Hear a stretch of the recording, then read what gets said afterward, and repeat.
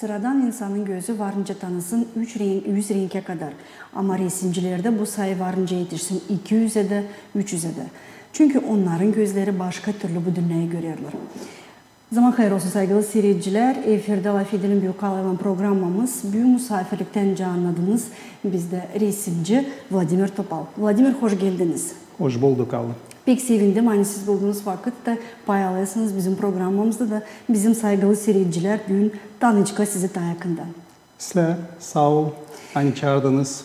Vladimir, böyle elbette ki sizi çoğu Gagavuzya'da tanır, artık bilir sizin yaratmalarınızı, tanıştı sizin yaratıcılık yolundan.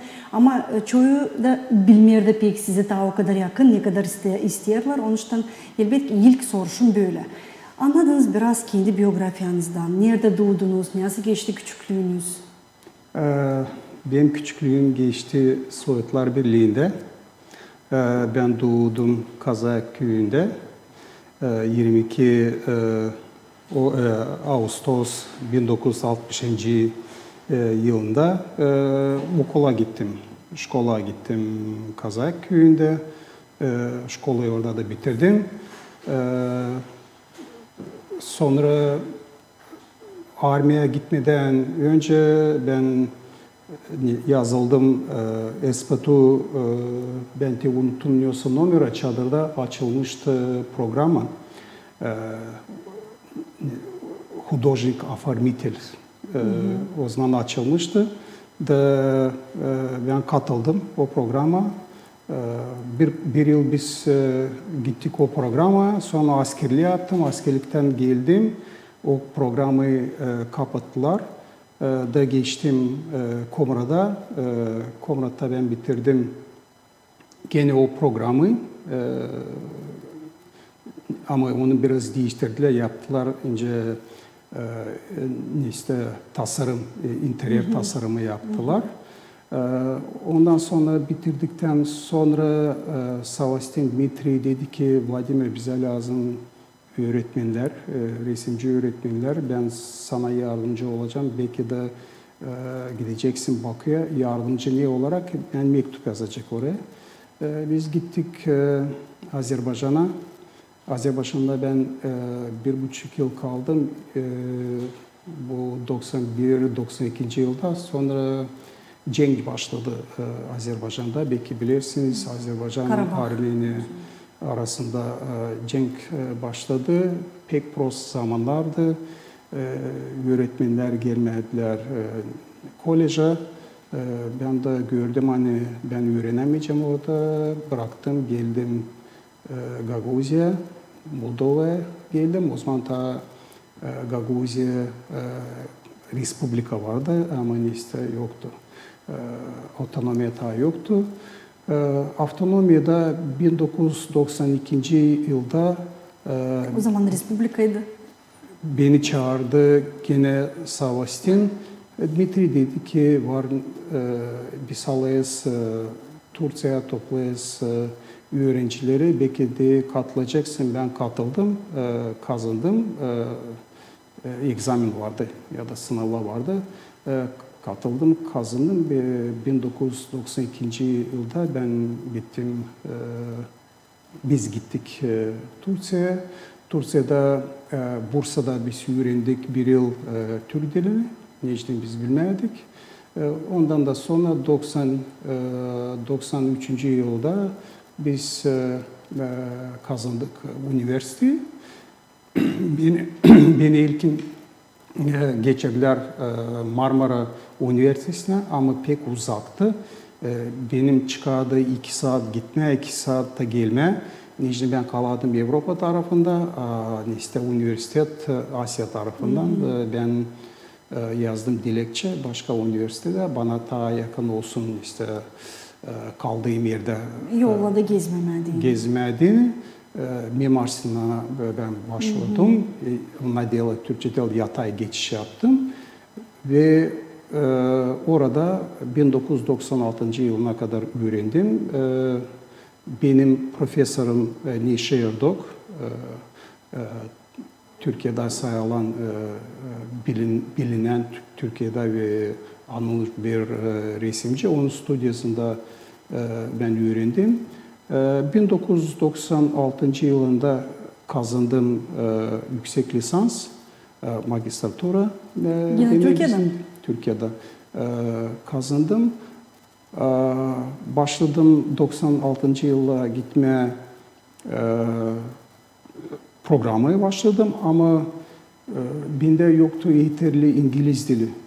Yoktu da ben de bir yapayım, belki de ben çıkayım Avrupa'da belki de işte Deneyim kısmıydı. yer kısmı değildi ama ben böyle planlı yaptım. Kurslara girdim İstanbul'da, gene Tümer'de kurslara girdim İngilizce. Sonra 3 aydan sonra anladım yani lazım praktikada olsun. Necdet'i bana diller zor gelirdi. Ben anladım hani bana lazım olsun yer nerede ben bence konuşayım da dil öğreneyim konuşayım da buldum yoksa gitmeye İngiltere, Anglia. Oraya gittik. Anglia'ya gittik. Orada ben öğrendim ilkin ne kadar yapılıyor, üniversite, yüksek lisans ne kadar yapılıyor, ne kadar onların işte sanaları bana pek pahalı geldi. Ben başladım İngiltere'de yapma biraz böyle deniyor ona kommerçiski işleri yapma, resimleri yapma, portret çizme, böyle kazandım. Ondan sonra evlendim. Benim eski karım Kanada'dan ve aramızda laf oldu nerede yaşayacağız. Ben kabul ettim hani Kanada'ya gideceğiz. Necdet'ini Moldova'da o zaman gene cenk başlamıştı. 90'cı yıllar. Da gene işte yok. Bu 96. yılda gene cenkler değil ama işte durum pek prostum oldu. Kritik oldu. İşte Kanada'ya gittik ve Kanada'da bir 5 yıl sonra ben gittim işleme resimci olarak sergilerimi açtım. Resimci Kanada'da, o resim okulunda mı? Yok, serbest. Serbest. Özel. Serbest resimci olarak. Yani ben kendi başıma, bana kimse para vermiyor, kimse bana yardımcı olmuyor. Ben yapayım kendi işlerimi, onları satarsın yaşayayım, onları satamazsın başka işler yapmam lazım. Yani böyle bir istedik. Ben şimdi bunu hızlı söyledim ama ben bunu da istemekleme hani İstanbul'da Mimar Sinan'ı öğrendiği vakitler iyi geçti. Ben 95'te kendi kişisel sergimi açtım. İstanbul'da kişisel sergimi açtı. Burada önce göstereyim işte bu benim kişisel sergiden katalog yapıldı. O zaman o zaman belediye başkanı Tayyip Erdoğan'dı. O da yollamıştı bana kutlamaları. O zaman tabii ki ben politikada pek öyle anlamadım. Benim listem resim olduğu için pek öyle de politika girmedim politika. İkinci de sergim oldu Ankara'da. Gene kişisel sergim oldu. Ve biraz ara verildi. Ve üçüncü sergim, kişisel sergim artık açıldı Toronto'da ve Toronto'da ben devam ettim. Sürekli orada katıldım sergilere. Siz bu resimciliğe böyle sevgi, soran vergi siz duydunuz küçüklükten mi? O sayıda açan büyüdünüz o zaman mı anladınız hani size de verilmiş böyle bir vergi yani güzel resimli mi? Aslında benim kardeşim o küçükken aklımda 6 yaşında, 7 yaşında bize anlatırdı. resim yaparak anlatıyordu bize Gagavuş'a. Benim de ilgimi çekti, neler yapıyorsa da çiziyor. O nesnetti. Ondan da sonra benim bir dostum vardı, Fazıl Saşa. Biz ikimiz beraber bir sokakta büyüdük, bir klasa gittik. Biz işte şkolada gördük bir büyük propaganda resmi. Ama iyi yapılan bir resimdi. Bizim ilgimiz çekti ve sorduk orada kim bu resmi yaptı dediler. Petrov Dmitri yaptı bu resmi. Ve buluştuk. O da o zaman aspirant olarak işlerdi şkolada. Buluştuk ve dedik ki biz resimci olmak isteriz. Pek beğendik nasıl sen yaptın. O baktı bize güldü. Kimle dedi ki bunlar bilmeyeli ta niye kendilerini bağlıyorlar. Ama gene güldü dedi geliniz bana pazar günü. Geliniz ikiniz de bana geliniz ben size söyleyeceğim nasıl resim yapma. Pek tutam aklımda gittik ona eve. Biz o patta oturardı. Biz de yerde oturardık. Tutayız hakkında çekittiydi bize anlatma, nasıl sanat, nasıl iskustvo, nasıl resim, nasıl skulptura. O bizi o kadar anlatarak o kadar çekti bu dala. Yani sonra bir kere dedi, bakınız ben okul açarım. Şkolada geleceğiz mi ikiniz? Geleceğiz. Biz yazlıyız. Siz ilk sırada yazlıyız. Ama bir koşu vardı. 10 ruble lazımdı ödeme. O bize çok büyük paraydı. Ben tutayım aklımda Mamu'ya yaklaştım diye. Mamu resim stüdyo açılı, işte klas açılı şkolada ama para lazım. Ben bilmiyorum nereden Mamu buldu o parayı. Ben bilmiyorum hani 10 ruble o peşinden bile bir şey mi? Büyük paraydı. Elbette o vakitler elbette. Mam bana vermişti. Verdik Petrov'a da başladık.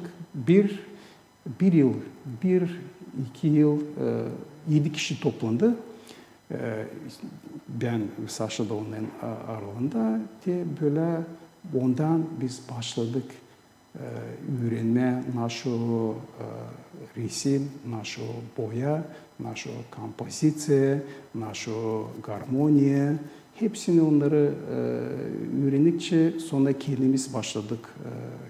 Kağıt alma, okuma, bakma kim o resimci. O zaman belki bilirsiniz daha çok biz bilirdik Rus resimcileri.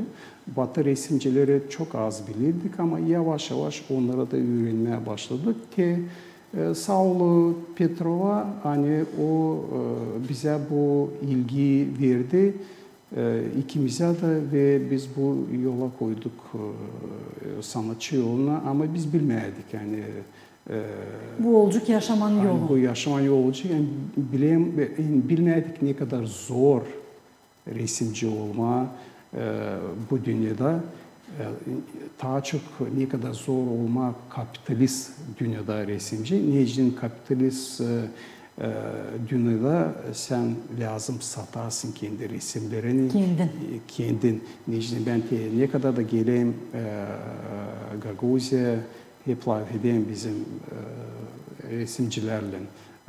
Benim dostumla Ayoglu Dmitri'yle, rahmetli Savastin'le, rahmetli Vlak'la.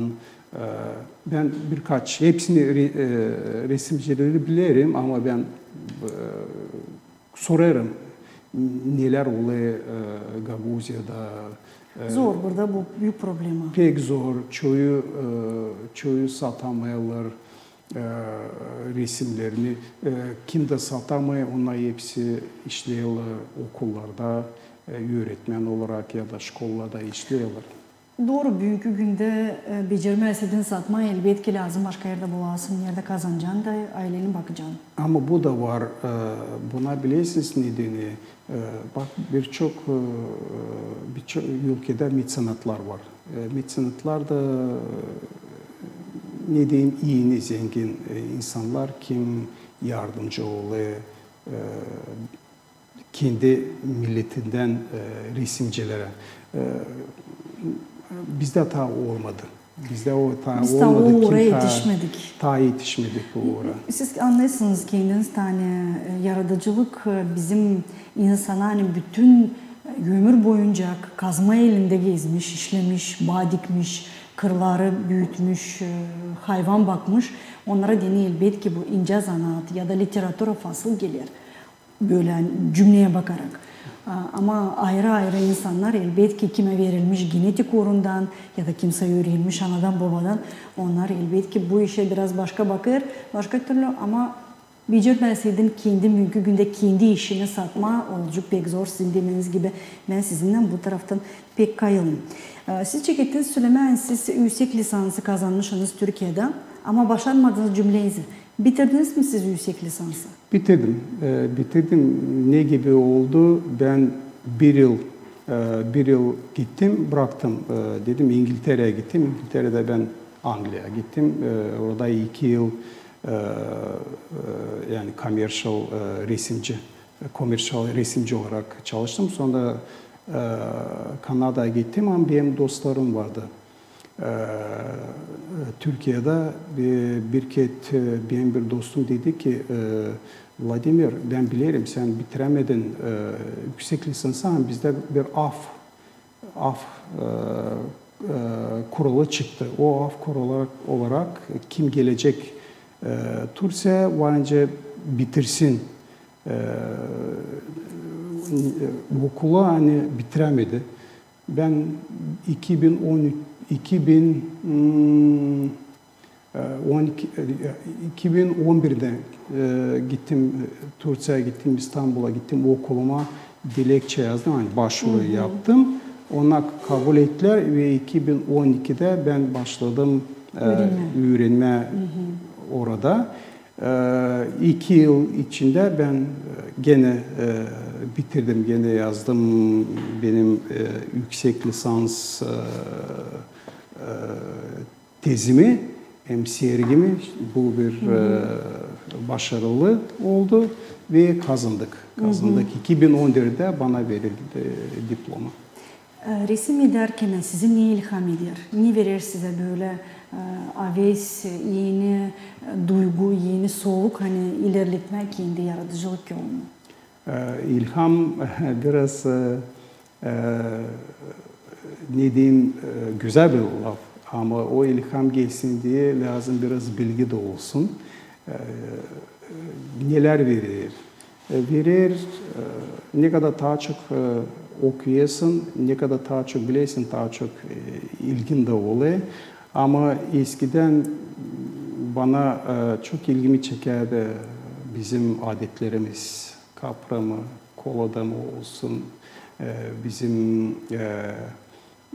bizim insanların birbirine pek böyle bir ne diyor prosto, basit aralarında ilişkiler. Onları ben yapmıştım bir kez özellikle bu Gaguzların adetlerini okuyup onları ben resimledim. Sonra işte Germanya'da Berlin'de ben kendi sergimi açtım. Kişisel sergi. O da oldu hani Gaguz kültürden bir sergi. İşte bunlar hepsi bu da buklet o sergiyi gösteren bir buklet. Hangi janrada siz daha çok resim yazarsınız? Benim vakitler göre değişiyor. Bak yazdım, kompozisyon yazdım. Bizim Gaguzlar için sonra natürmort yazdım.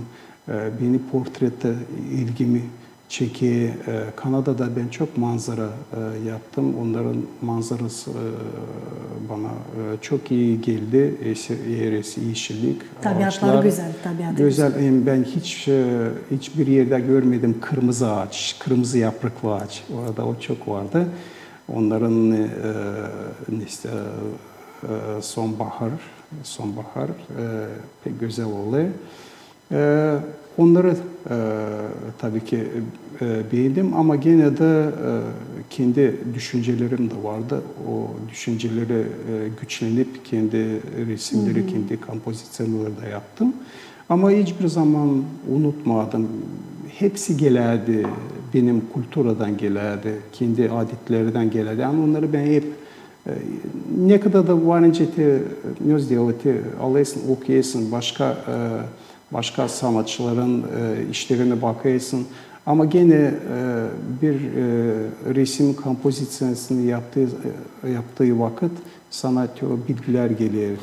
Hani sen biliyorsun, hani sen yaşadın. Doğru. Onlar çıkıyor üstü. Resimlerinizde hangi boyu daha çok kullanırsınız? Kırmızı mı, yeşil mi, beyaz mı? Hangi rengi daha çok seversiniz? Bende böyle bir hani eğer bir renge bir sevgi yok. Belki de göreceksiniz. Ben açan yapmıştım 4 yıl Covid'den önce ben yapmıştım benim bir kompozisyonu susakların üstüne benim orada arka plan kara. Onu da ben almıştım bizim kilimden. Necdet'in bizim kilimlere baktığı, eski kilimlere baktığı zaman bizde bir kara rengi kullanılır. Neden onlar kullanılır? Büyük bir soru lazımdı sorma. Ama o kara rengin içinde pratik belki de pratik renk. ama ben onu istedim kullanma. Necdet'in pratik mi olsun, isteyerek mi yaptılar? Belki kırmızı renk daha çıkardı, yeşil renkle o işte belli olur daha belli olur ama ben onu kullandım. Onun için ben kendimi hissetmedim. Hani bu renk daha güzel, bu renk bunun anlama gelen. Necdet'in her bir sanatçının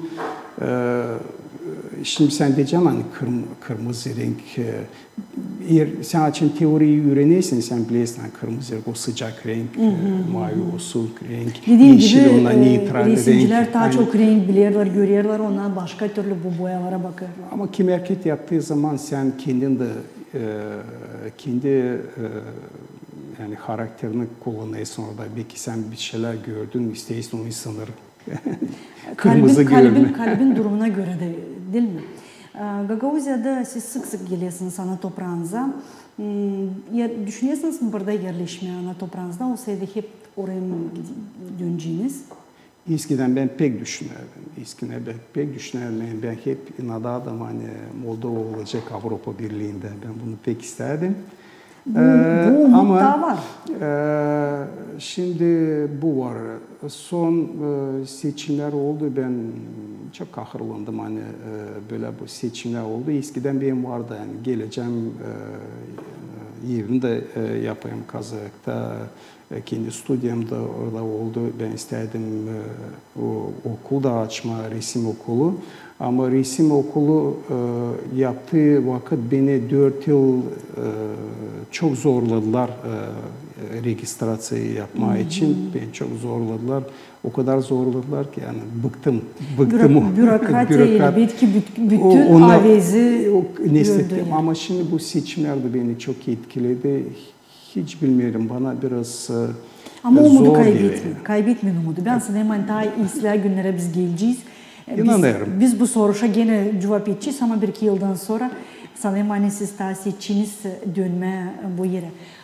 Düşünüyorsunuz mu burada açma bir şey sergi kendi yaratmanızla? Ben kısa bir vakada geldim.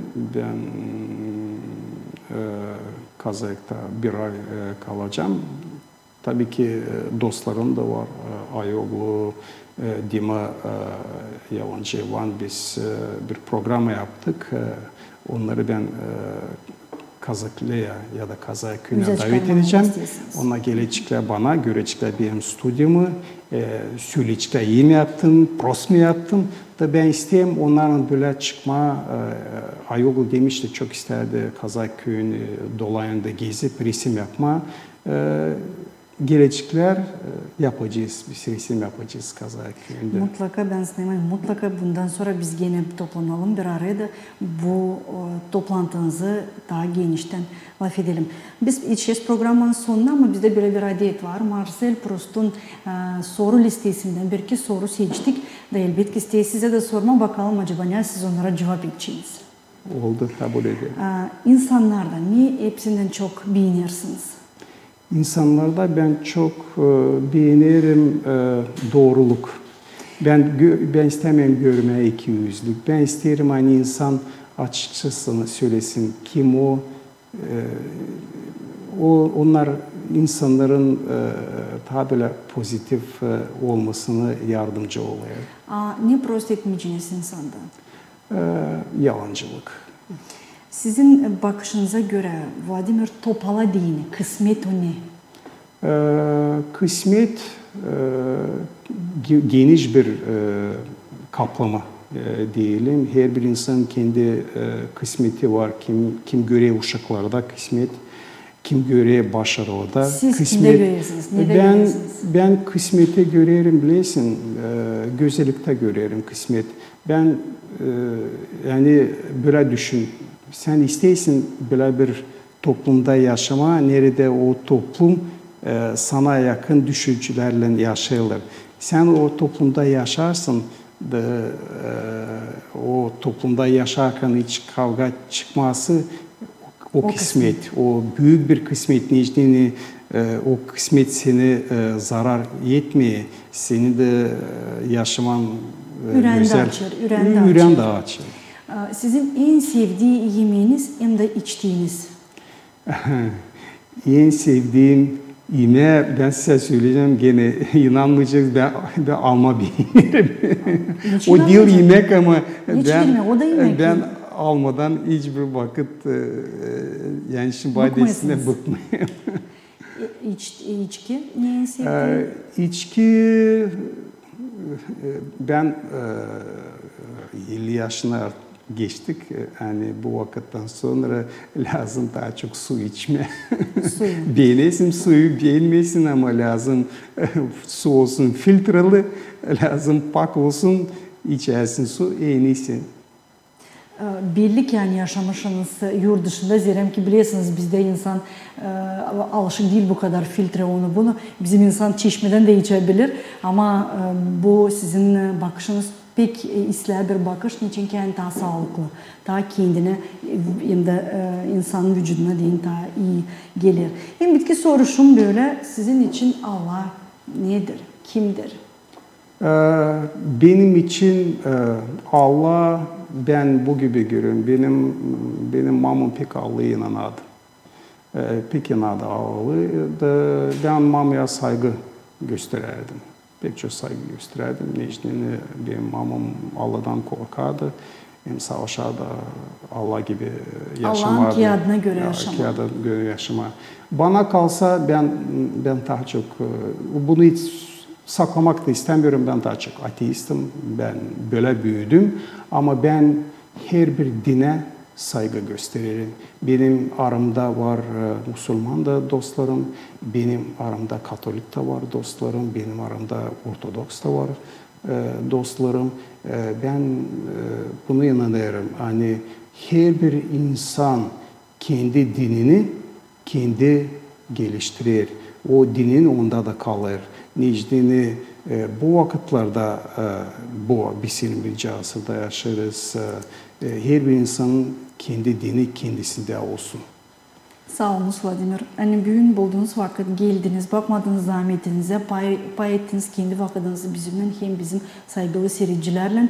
Ben sanırım hani ona bugün çok işler, yeni işler sizin yaşamanız için öğrendi. Sanırım hani sizin yaratıcılık yolunuz kolay değilmiş. Onlar da bunu seçtiler de yeni işler sizden mutlaka aldılar. Sağ olun. Ben de size sağ ol derim. Hani çağırdınız. Komra'da gördüm. Sizi gördüm ve inanıyorum hani bu vakitlerden sonra her yıl geleceğiz ve vakitiniz sizin de olursa benim de olursa böyle bir programa ben hep her vakit katılacağım. Mutlaka. Saygılı seyirciler, sağ olun bugün bizimlediniz. Efirde programı Fidel'in Büyükalıyla yetişti sonuna. Kalın sağlıcakla.